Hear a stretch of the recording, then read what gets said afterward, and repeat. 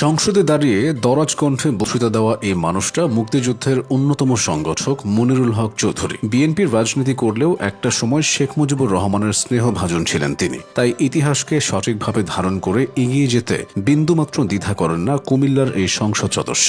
মনিরুল হক চৌধুরীর রাজনৈতিক জীবনটা নানা চড়াই উতরাই পেরিয়ে এতদূর এসেছে। একটা সময় তিনি ছাত্রলীগের সভাপতি ছিলেন, এরপর জাতীয় পার্টির হয়ে সংসদ সদস্য হয়েছিলেন, পরে বিএনপিতে থিতু হয়ে বহু বাধা বিপত্তি পাড়ি দিয়ে এতদূর এসেছেন। মনিরুল হক চৌধুরীর 4 মেয়ে, তার মধ্যে 3 মেয়ে যুক্তরাষ্ট্র, সিঙ্গাপুর ও ফিনল্যান্ডে থাকেন। চৌধুরী সাইমা ফেরদৌস নামের ঢাকা বিশ্ববিদ্যালয়ের সেই শিক্ষিকার কথা মনে আছে জুলাই আন্দোলনের সময় যিনি অন্যায়ের কথা বলতে গিয়ে বলেছিলেন আসমান কাঁপে, সেই তিনিও কিন্তু মনিরুল হক চৌধুরীর মেয়ে। সাইমা ফেরদৌস ঢাবির ইন্টারন্যাশনাল বিজনেস বিভাগের অধ্যাপক। নিজের মেয়েদেরকে নিজের মতাদর্শে বড় করেছেন মনিরুল হক চৌধুরী। মেয়ের এই আপসহীন এবং সাহসী অবস্থান যেন বাবার সেই লড়াকু সত্তারই প্রতিফলন। মনিরুল হক চৌধুরী 1946 সালে কুমিল্লা জেলার সদর দক্ষিণ উপজেলা নয়গ্রাম নামক গ্রামে জন্মগ্রহণ করেন। ভাষা আন্দোলন থেকে শুরু করে দেশের নানা বাক বদলের সাক্ষী হয়েছেন এই মানুষটি। 60-এর দশকের উত্তাল ছাত্র রাজনীতির ময়দান থেকে তিনি হয়ে ওঠেন একাধারে তুখোর বক্তা এবং দক্ষ সংগঠক। মনিরুল হক চৌধুরী ছিলেন স্বাধীনতার স্বপ্নদ্রষ্টা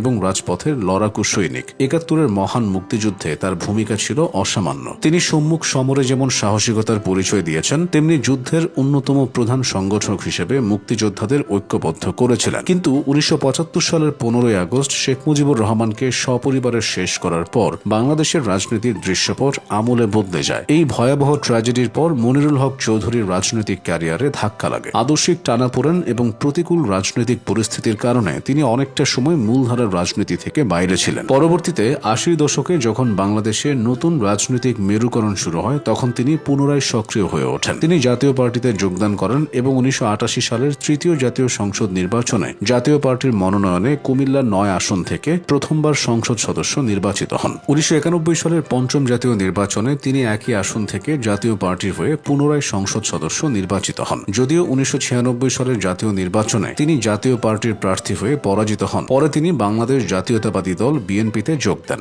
2001 সালের 8ম জাতীয় সংসদ নির্বাচনে তিনি বিএনপির মনোনয়নে কুমিল্লা 9 আসন থেকে সংসদ সদস্য নির্বাচিত হন। পরবর্তীতে তিনি বিএনপি চেয়ারপারসনের উপদেষ্টা ও জাতীয় ঐক্যফ্রন্টের সমন্বয়ক হিসেবে দায়িত্ব পালন করেন। তবে আওয়ামী লীগ আমলে মনিরুল হক চৌধুরীর উপর অনেক অত্যাচার ও নিপীড়ন হয়েছে। তাকে মিথ্যা মামলায় জেলে নেওয়া হয়েছিল। 14 গ্রামে বাসে সংযোগের অভিযোগে দায়ের করা মামলায় বিএনপির সাবেক চেয়ারপারসন বেগম খালেদা জিয়ার সঙ্গে অন্যতম আসামি ছিলেন বর্ষিয়ান এই রাজনীতিবিদ। 2018 সালের 30 ডিসেম্বরের জাতীয় সংসদ নির্বাচনে কারাগার থেকে অংশ নেন মনিরুল। সাবেক অর্থমন্ত্রী আহম মুস্তফা কামাল ওরফে লোটাস কামালের হয়রানি ছিল বছরের পর বছর। বিরোধী দলে থেকেও বিএনপির নেতাকর্মীদের ঐক্যবদ্ধ করে রেখেছিলেন তিনি। সবকিছুর সুফল তিনি পেয়েছেন। 2024 সালের 5ই আগস্ট গণ অভ্যুত্থানের পরও মনিরুল হক চৌধুরী ধৈর্য ও নিষ্ঠার সাথে নিজের নির্বাচনী এলাকায় কাজ করে গেছেন। ফলে ত্রয়োদশ জাতীয় সংসদ নির্বাচনে তাকে কুমিল্লা 6 আসনের মানুষ বিজয়ী করেছে। তার এই দীর্ঘ পথচলায় বারবার দল পরিবর্তন বা কৌশল বদলালেও একজন বীর মুক্তিযোদ্ধা হিসেবে তার যে মৌলিক পরিচয় তা সবসময় অমলিন ছিল। কুমিল্লার আঞ্চলিক রাজনীতিতে তার প্রভাবও অনেক,